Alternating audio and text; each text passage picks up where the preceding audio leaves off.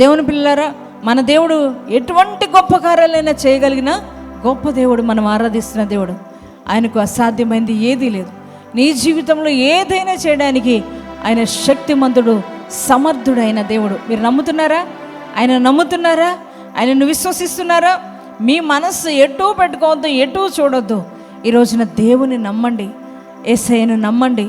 యేసయ్యను నమ్మితే ఆయన మీ జీవితంలో గొప్ప గొప్ప కార్యాలను చేయగలిగిన శక్తిమంతుడు. అసాధ్యమైన కార్యాలు కూడా సాధ్యపరచగలిగిన గొప్ప దేవుడు మనం ఆరాధిస్తున్న దేవుడు. చూడండి, హెచ్ఐవి లాంటి వ్యాధులు, క్యాన్సర్ లాంటి వ్యాధులు మరి ఈ రోజున వైద్య వల్ల కాక విడిచిపెట్టేస్తున్నారు కదా, అటువంటి రోగాలను కూడా నా దేవుడు బాగు చేస్తున్నాడు. దేవుని బిడ్డలారా, నిజమే, ఆయన స్వస్థపరిచే దేవుడు. ఆయన అన్నారు, స్వస్థపరిచే యెహోవాను నేనే అని చెప్పిన దేవుడు మనం ఆరాధిస్తున్న దేవుడు. ఎవ్వరూ అనలేదు ఆ మాట, యేసయ్య ఒక్కడే. మనం ఆరాధిస్తున్న తండ్రి ఒక్కడే. ఆయన చెప్పారు, నేను నిన్ను స్వస్థపరిచే యెహోవాను నేనే అని ప్రభు చెప్పారు. ఆయన స్వస్థతనిస్తాడు. ఆత్మీయ స్వస్థత, శారీరక స్వస్థత, అలాగే మానసిక స్వస్థత, ఏ స్వస్థత అయినా దేవుడికి ఇవ్వగలిగిన గొప్ప దేవుడు మనం ఆరాధిస్తున్న దేవుడు.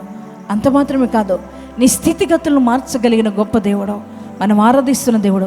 నువ్వు ఏ స్థితిలో, ఏ పరిస్థితిలో ఉన్నావో, ఒకవేళ ఈరోజున దీన పరిస్థితిలో ఉన్నావేమో, ఈరోజు నీ పరిస్థితులంతా కూడా అస్తవ్యస్తమైపోయిన పరిస్థితుల్లో ఉన్నావేమో, ఒకవేళ మరి కృంగిపోయిన పరిస్థితుల్లో ఉన్నావేమో, ఎటు నుండి సహాయం రాని నిస్సహాయ పరిస్థితిలో ఉన్నావేమో.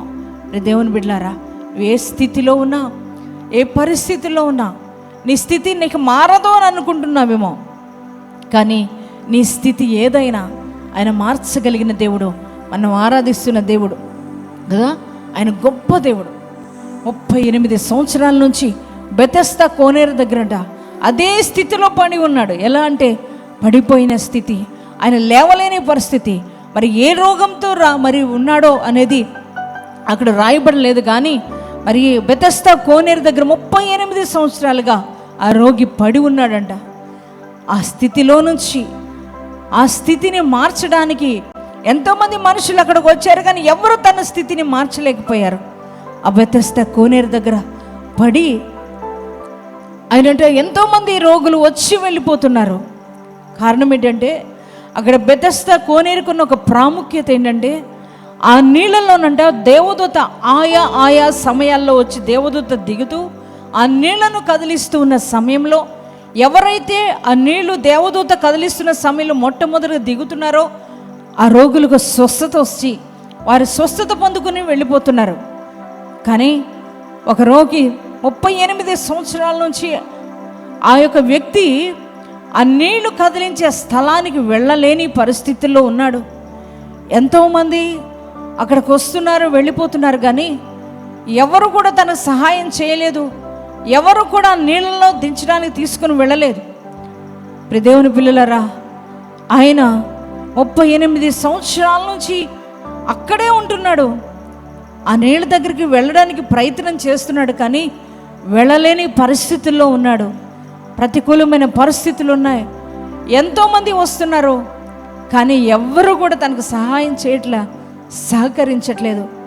దేవుని పిల్లలారా, ఎవరికి వాళ్ళే స్వార్థంగా వారి బంధువులు తీసుకొస్తున్నారు, వాళ్ళందరూ బాగోతున్నారు, వెళ్ళిపోతున్నారు, కానీ ఎవ్వరు కూడా కనికరించేవారు లేరు, వారికి సహాయం చేసేవారు లేరు. ఎంతో వేదన, ఎంతో బాధ, ఎంతో మరి దుఃఖంతో 38 సంవత్సరాలుగా అదే కోనేరు దగ్గర పడి ఉన్నారు, కానీ తన స్థితిలో ఏమాత్రం కూడా మార్పు రావట్లేదు. ఎవరు సహాయం చేయట్లేదు.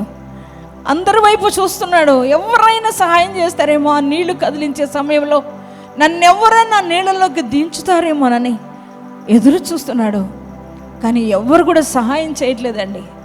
ఎవ్వరు కూడా తనకు తోడ్పడట్లేదండి. ఎంతో కృంగిపోయిన స్థితిలో మరి ఆ సహోదరుడు నిన్న సమయంలో ఒకానొక దినాన యేసుక్రీస్తు ప్రభువారు ఆ బెతెస్దా కోనేరు దగ్గరకు వచ్చారండి. దేవుని బిడ్డలారా, ఎంతోమంది కుంటివారు, మూగవారు, చెవిటివారు, మరి ఎంతోమంది అక్కడ రోగులు ఉన్నారు. ఎంతోమంది పడి ఉన్నా ఆ రోగగ్రస్తుల్ని ఆయన చూడలేదు, కానీ 38 సంవత్సరాలుగా అదే రోగంతో బాధపడుతున్న ఆ సహోదరుని దగ్గరికి వెళ్ళి ఆయన అడుగుతున్నాడు, నువ్వు స్వస్థపడాలనుకుంటున్నావా అని ఆ రోగిని అడుగుతున్నప్పుడు, అవునయ్యా నాకు స్వస్థపడాలని ఆశ ఉంది, కానీ నాకెవరు కూడా నీళ్ళల్లోకి దింపడానికి ఎవరు సహకరించేవారు లేరు అని ఆ యొక్క వ్యక్తి చెబుతున్నాడు. ప్రియ దేవుని బిడ్డలారా, చూడండి అక్కడ రాయబడిన మాట ఏంటంటే, ఆ వ్యక్తి ఎప్పటి నుంచో అదే స్థితిలో పడి ఉండడం చూసి దేవుడంట ఎరిగి, అదే స్థితిలో పడి ఉన్నాడని ఎరిగి ఆ యొక్క స్థితిని మార్చడానికి, ఆయన పరిస్థితులు మార్చడానికి యేసుక్రీస్తు ప్రభువారే ఆ బెతెస్దా కోనేరు దగ్గర ఉన్న ఆ రోగి దగ్గరకు వెళ్ళున్నాడు. గట్టిగా చప్పట్లు కూడా ప్రభు స్తోత్రం చెప్తారా? హల్లెలూయా. ఎవరు సహాయం లేదు, ఎవరు తోడ్పాటు లేదు, ఎవరు కూడా తనకు కొంచెం కూడా సహాయం చేసే పరిస్థితుల్లో ఎవరూ లేరండి. ఒంటరి జీవితం. ఒకవేళ మరి బంధువులు ఉంటే ఏమైపోయారో తెలీదు, మరి తన కన్న తల్లిదండ్రులను ఏమైపోయారో తెలీదు. ఎవరి సహాయం లేదండి, నిస్సహాయ పరిస్థితిలో ఉన్నాడు. మరి తన కళ్ళ ఎదురే ఎంతోమంది రోగులు బాగైపోయి వెళుతూ ఉంటే ఎంత గుండెలో వేదనతో ఉన్నాడు, దుఃఖంతో ఉన్నాడు. నాకు కూడా ఎవరైనా ఉంటే బాగుండు, నన్ను కూడా ఆ నీళ్ళలోకి తీసుకుని వెళ్ళేవారు ఎవరైనా ఉంటే బాగుండు, నేను కూడా బాగుపడతాను కదా అని ఎదురు చూస్తున్న దినాలు 1 సంవత్సరం కాదు, 2 సంవత్సరాలు కాదు, 38 సంవత్సరాలు ఎదురు చూస్తూనే ఉన్నారు. ఎవరైనా వచ్చి సహాయం చేస్తారేమో, ఆ నీళ్ళల్లోకి దించుతారేమో, నేను బాగవుతాను కదా అని ఆశతో ఉన్నాడు. ప్రియ దేవుని బిడ్డలారా, కానీ ఏ మనిషి సహాయము తనకు అందలేదు, కానీ ఏ మనుషుడు తన స్థితిని మార్చలేకపోయాడు. ప్రియ దేవుని బిడ్డలారా, తన పరిస్థితిని ఎరిగిన యేసుక్రీస్తు ప్రభువారే ఆయన స్థితిని మార్చడానికి తనే కదిలి తన దగ్గరికి వచ్చి, ప్రియ దేవుని పిల్లలారా, ఆయనను ముట్టి బాగు చేశాడు.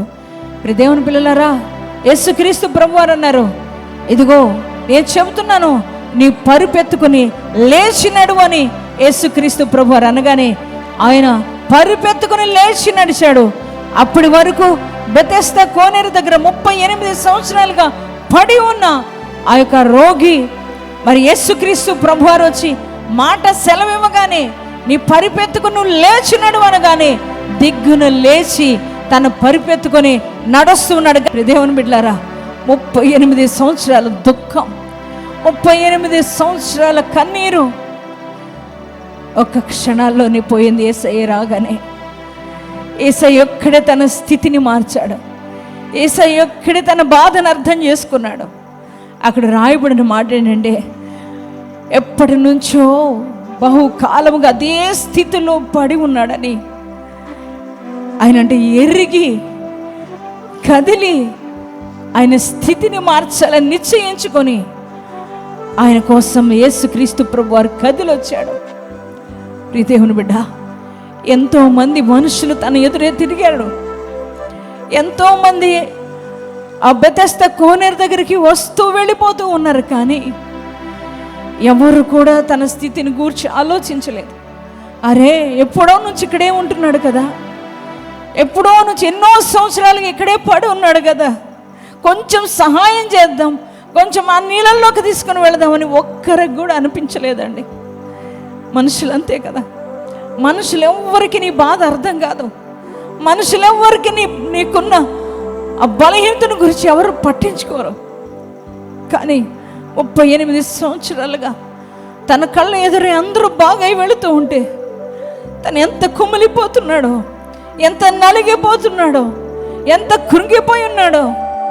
అరే, అందరూ బాగా వెళుతున్నారు, నాకు కూడా ఎవరైనా హెల్ప్ చేస్తే బాగుండు, నా జీవితం కూడా మారుతుంది, నా పరిస్థితులు కూడా మారుతాయి, నా స్థితి కూడా మారుతుంది, నడవలేని నేను నడవగలుగుతాను, నేను స్వస్థత పొందుకుంటాను అని ఆశతో ఎదురు చూస్తున్నాడు. కానీ ఎవరి సహాయం రాలేదండి. కానీ ఏ మనుషుడు తనకు సహాయం చేయలేదు, ఎవరో తన పరిస్థితిని చూసి జాలి పడలేదు, కనికరపడలేదు. కానీ తన స్థితిని చూసి జాలిపడి యేసుక్రీస్తు ప్రభువే తన దగ్గరకు వచ్చారు.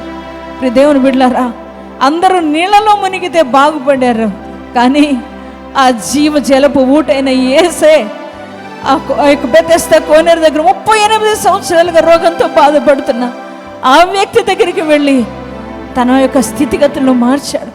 ఈరోజు నీ పరిస్థితులు కూడా అలాగే ఉన్నాయా?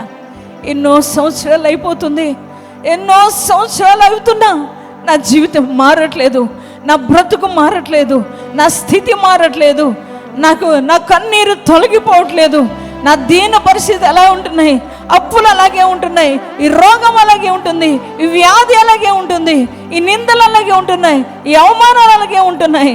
అదే స్థితిని నేను అనుభవిస్తున్నాను. ఎవ్వరూ నాకు సహాయం చేయట్లేదు, ఎవ్వరూ నాకు తోడ్పడట్లేదు. నా స్థితి ఇక మారదేమో, నా బ్రతికి ఇక మారదేమో, నా ఉన్న మరి ఈ కలతలు పోవేమో, ఈ కన్నీరు తొలగిపోదేమో అని నిరాశతో కృంగిపోయి ఉన్నావేమో. ప్రియ సహోదరి, సహోదరుడా, నువ్వు నిరాశ పడవలసిన అవసరం లేదు, నువ్వు కృంగిపోవలసిన అవసరం లేదు. ఏ బంధువులు కూడా నాకు సహాయం చేయలేదు కదా, ఏ మనుషులు కూడా నా మీద చూసి జాలి పడలేదు కదా, నా బాధని ఎవరు అర్థం చేసుకోలేదు కదా, నా జీవితం ఇంతే ఉంటుందని అనుకోవాల్సిన అవసరం లేదు. ఎందుకనంటే సర్వోన్నతుడు, సర్వశక్తిమంతుడైన దేవుని దగ్గరకు నీ స్థితిని మార్చగలిగిన, నీ పరిస్థితులు మార్చగలిగిన యేసయ్య దగ్గరకు నువ్వు వచ్చావు. నీ స్థితిని ఆయన మార్చడానికే ఈరోజు నీ దగ్గరకు ఆయన రాబోతున్నాడు. నీ పరిస్థితి మారబోతుంది ఈ రోజున. అదే స్థితిలో ఎప్పుడో ఉంచడు. ఇదిగో అక్కడ రాయబడిన మాట, ఎప్పటి నుంచో బహుకాలంగా అదే స్థితిలో పడి ఉన్నాడు. నా స్థితి ఇక మారదా, నా బ్రతికి ఇక మారదా అని ఎదురు చూస్తున్న ఆ సహోదరుడికి స్థితిని మార్చడానికే యేసు ఆ బెతెస్దా కోనేరు దగ్గరకు వచ్చాడు. తన స్థితిని మార్చాడు. 38 సంవత్సరాల బలహీనత నుంచి విడుదలిచ్చాడు. తన స్థితిని మార్చాడు. గంతులేస్తున్నాడు, సంతోషంతో పరుపెత్తుకుని వెళ్తున్నాడు. ఎంతోమంది చూస్తూ ఉన్నారు, అరే 38 సంవత్సరాల నుంచి ఇక్కడే పడున్నాడు రా, కానీ ఈ రోజున నడుస్తున్నాడు, గంతులేస్తున్నాడు, వెళుతున్నాడు అని ఎంతోమంది సంతోషంగా చెప్పుకుంటున్నారు. అదే క్రియ, అదే పరిస్థితులు ఈరోజు నీ జీవితంలో కూడా రాబోతున్నాయి. ఎంతోమంది నిన్ను చూసి నవ్వుకున్నవారు, ఎంతోమంది హేళన చేసిన వారు, ఎంతోమంది అవమానపరిచిన వారు, ఎంతోమంది అనేక రకాలుగా నీ గురించి మాట్లాడుకున్నవారు. వాడు బ్రతుకు మారదురా, వాడు జీవితం మారదురా, వారి రోగం పోదురా, అంతే ఉంటుంది వాళ్ళ జీవితం అనుకున్న వారు ఎదుట నా దేవుడి రోజున నిన్ను కూడా నిలబెట్టబోతున్నాడు. నీ పరిస్థితులు మారబోతున్నాయి. నీ కన్నీరు నాట్యంగా మార్చబోతున్నాడు. నీ దుఃఖం సంతోషంగా మారబోతుంది. నీ నిందలు, నీ అవమానాలు కొట్టివేయబడబోతున్నాయి. నీ నిందకు ప్రతిగా పూదండను నా దేవుడు ఇవ్వబోతున్నాడు. నీ స్థితిగతులు మారబోతున్నాయి. ప్రతి వారి స్థితిగతులు మార్చగలిగిన గొప్ప దేవుడు, ఏకైక దేవుడు నజరేయుడైన యేసు మాత్రమే.